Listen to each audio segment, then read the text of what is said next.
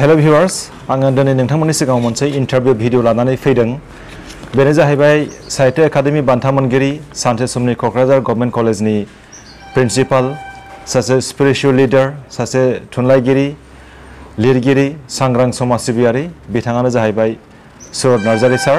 दा बिथांजों दान्दिसे मोगा-मोगि गिबियावनो सारखौ खुलुमबाय आच्छा नोंथांनि जोनोम जानायनिफ्राय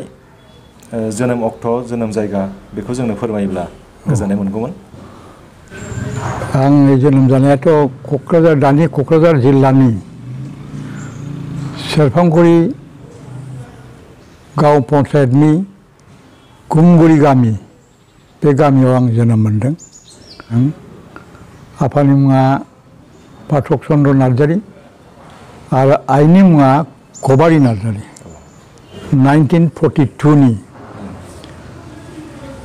16 सेप्टेम्बराव आरो स्कुल सार्टिफिकेट हिसाबै दा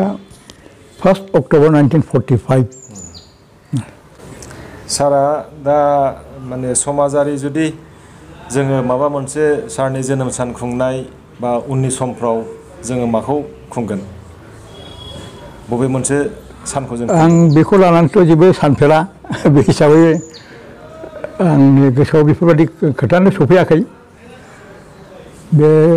उननि आंनि थैनायनि उननिसो बाथ्रा जाहैबाय बेयो आं बिनि थाखाय गावखौनो खुब कनसास नङा आं सारनि फरायनाया बबे स्कुलाव आरो बबे मायथाइयाव जागायजेननाय आंनि फरायजेननाया जोंनि गामिनि बै समाव बियो 13 नं कुमगुरि एलपि स्कुल बे समाव क'क्राझार गवालपारा डिस्ट्रिक्ट हिसाबै हमना लायोमोन गासिबो गवालपारा जिल्लाखौ हमनानै जोंनि गामिनि फरायसालिनि नाम्बारा माने 13 मोन आरोखि आरो दिनैनि दिनाव क'क्राझार जिल्ला हिसाबै बेखौ 3 नं हिसाबै हमनानै लानाय जायो सारनि फरायनाय समावथ' मिडियाम अफ इन्सट्राक्सना बेंगलि ना असमियामोन असमियामोन जों असमिया मिडियामजों फरायबोदों बबे मायथाइयाव फरायजेननाय सार आंनि फरायनाय मायथाइया 50 हालागै जादों 50 हालागै बेनिफ्राय बेखौ पास जानानै रामफल बिल एमइ स्कुल बे समाव हाई स्कुल गैयामोन बेयाव आं 1954 आव एडमिसन लाहैदों आरो बोसोरथाम फरायनानै 1957 आव बिनिफ्राय बारग'नानै क'क्राझार बयस हाई स्कुल बे समाव दानि जों जेखौनोखि Kokrajhar government higher secondary and multipurpose school होननानै बुङो बै समाव बियो क'क्राझार बयस हाई स्कुल मुङै मिथिजानायमोन आरो क'क्राझार गार्लस स्कुल दंमोन बे गंनैया बेंगलि स्कुला उनाव जादों बेयाव 1962 सिम फरायनानै मेट्रिक पास जानानै आङो कलेजाव बारग'लांदों 1962 आव मेट्रिक पास जादों कलेजाव आं गिबि आङो माने धुबरी भलानाथ कलेजाव एडमिसन लाग्रोहैदोंमोन बेनिफ्राय आंनि बेरामखौ लानानै आंहा बे समाव असुख बिसुख जादोंमोन बेनिफ्राय बेखौ 6 मास नागारनानै आङो बे बोसोरखौ आं नागारनानै थानाय जादों बेनिफ्राय उननि बोसोराव 1963 आव आङो क'क्राझार कलेजाव एडमिसन लाफैदों आरो बे 64 आव माने बे समाव प्रि इउनिभार्सिटि क्लास नाङो बेखौ क'क्राझार कलेजनिफ्राय आङो फार्स्ट डिभिजनाव पास जानानै कटन कलेजाव थाङो आरो कटन कलेजनिफ्राय 1968 आव आं ग्रेजुवेसन लानानै इउनिभार्सिटि थाङो क'क्राझार गुवाहाटी इउनिभार्सिटि बेयाव बोसोरनै फरायदों साबजेक्टआ मामोन सार गुवाहाटी इउनिभार्सिटियाव गुवाहाटी इउनिभार्सिटि माने आङो कलेजावनो इंलिस मेजर लाखादोंमोन बे हिसाबै आं इंलिसावनो एमए खौ फरायनाय जादों बबे मायथाइयाव फरायखो सार इउनिभार्सिटिखौ इउनिभार्सिटियाव 67 to 69 इउनिभार्सिटि एडुकेसन लाखांना आङो बनरगाव हाई स्कुल बे समाव बे गायसन गोदान हाई स्कुलाव आं आरो मानिनां ब्रजेन्द्र कुमार ब्रह्म जों सानै आरो माखासे सेंग्राफ्रा बेवहाय बे हाई स्कुलखौ गायसननानै फोरोंगिरि हिसाबै जादोंमोन आरो बे बोसोराव अबयसे आङो रामफलबिल हाई स्कुलाव बर' मिडियाम स्कुलनि फोरोंगिरि जानानै थाङो 1975 आव आङो बे समाव गसाइगाव प्राइभेट कलेज जाबायमोन बेहायनो आङो इंलिश साबजेक्टनि लेक्सारार पस्टआव आं जइन खालामहैयो 1978 आव गसाइगाव कलेजा प्रभिन्सियेल माने डेफिसिट सिस्टेमाव फैयो बे समावथ' गभर्नमेन्ट गैया डेफिसिट सिस्टेमाव फैनायनि उनाव आं बेहाय 1982 12 आगष्टसिम आं बेहाय मावो बेनिफ्राय 13 अगस्टआव आं क'क्राझार कलेजाव जइन खालामो बे समाव 13 आगस्ट मा मायथाइनि सार 1982 नि 13 आगस्ट 13 आगस्टआव बे समावनो जोंनि मानिनां मन'रन्जन लाहारि सारा क'क्राझार कलेजनिफ्राय बे समाव बिएड कलेज गोदान खुलियो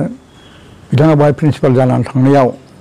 बिथांनि बे जायगायावनो आङो हाबनानै थाबाय इंलिश साबजेक्टआव न'खर दानाया बबे मायथाइयाव जानायमोन आंनि थारमाने हाबा जानाया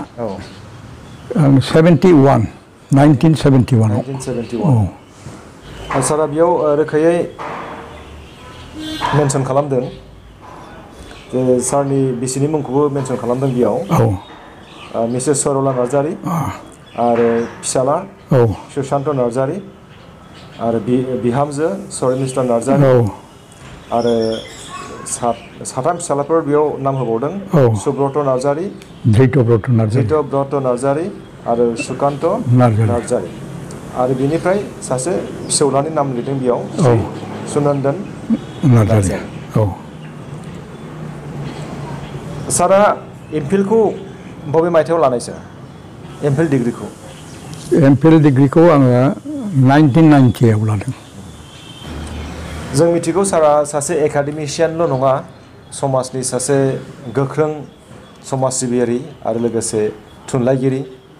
लिरनायावबो सारा मेङाखै दा सारनि लिरनायनि मादाव नैबेहाय दङ सारा गोबां मेगाजिनफ्रावबो एडिटर्स जादों आरो गोबां आर्टिकेल लिरदों सारा गिबियावनो मोनसे प्रभा होननाय खन्थाइ सुजुदोंमोन नामा प्रभा होननाया बै जे जोंनि क'क्राझार माबा बयस हाई स्कुल दंमोन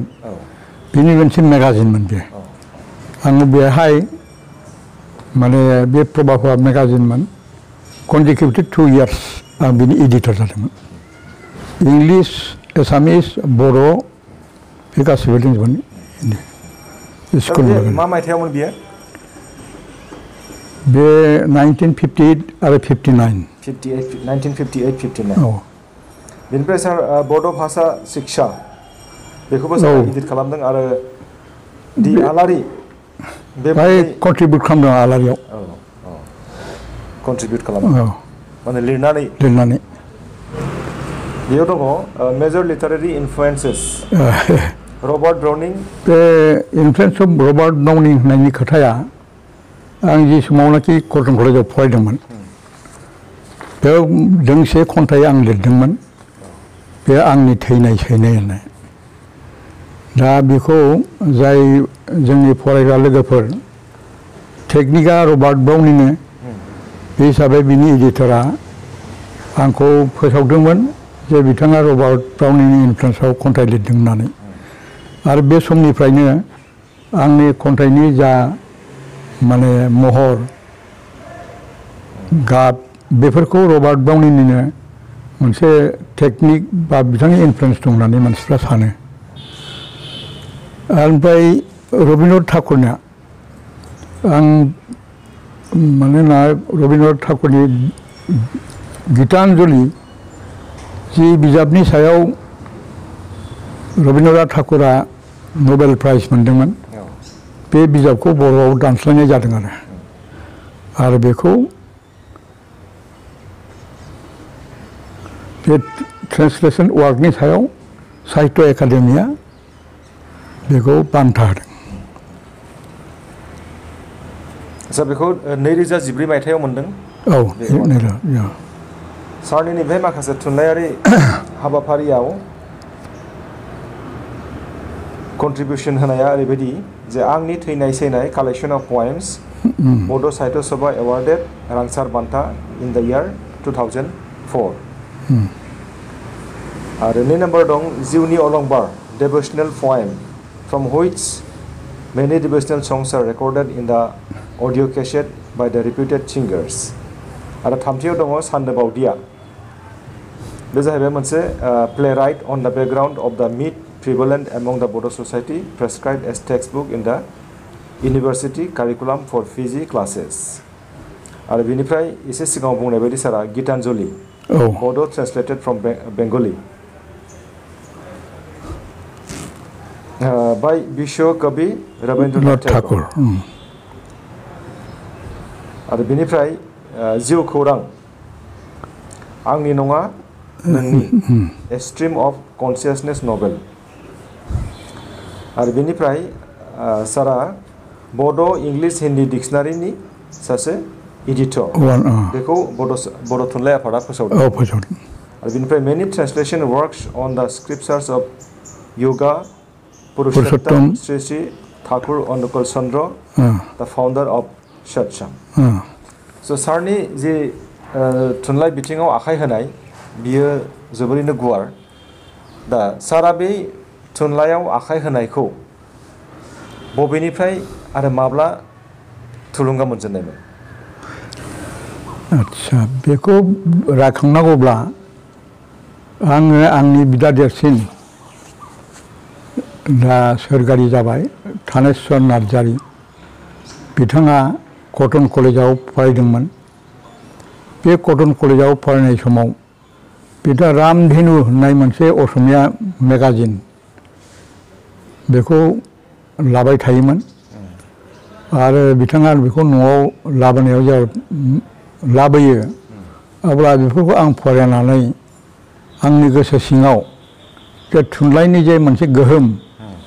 बे जिनिसा हाबदों होननानै आं फोथायो लोगो लोगो बै समावनो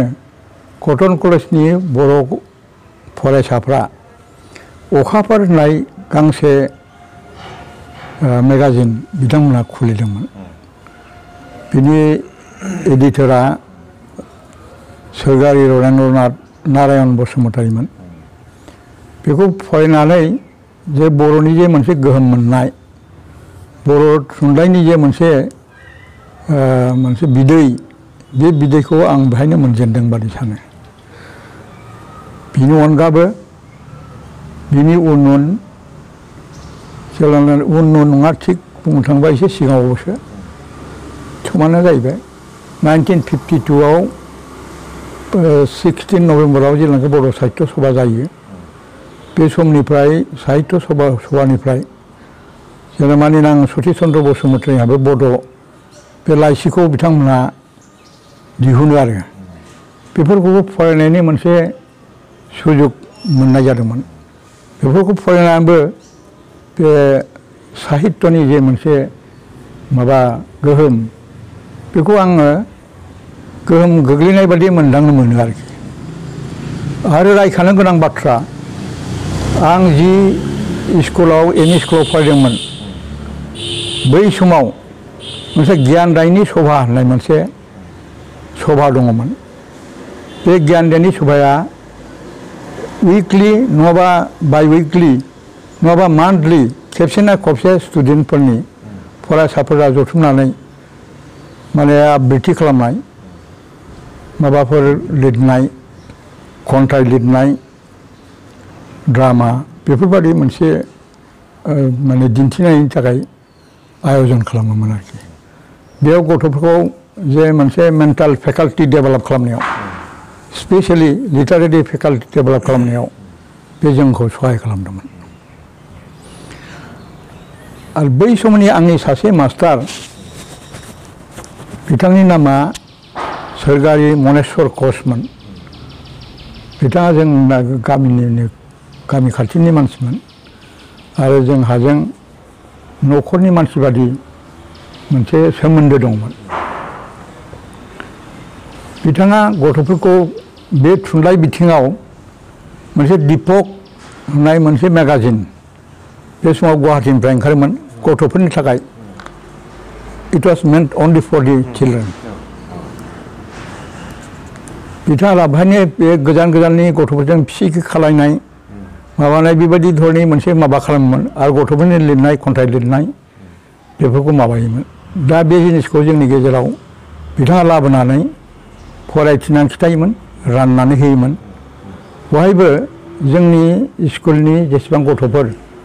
बेयाव मोनसे माने थुनलाइनि मोनसे गोहोमखौ मोनसे मोनदोंमोन आरोखि। सारा थुनलाइ बिथिङाव माखासे बान्था मोनदों बेखौ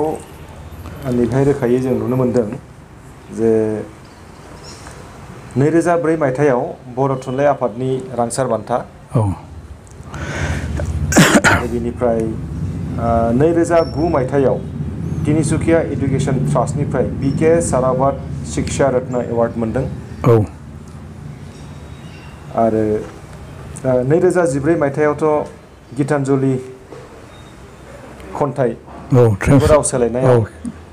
साहित्य एकाडेमि बान्था मोनदों। आरो 2014 मायथाइयावनो स्टेट अफ आसाम माने आसाम गभर्नमेन्टनिफ्राय लिटारेरि पेन्सन मोननो हादों।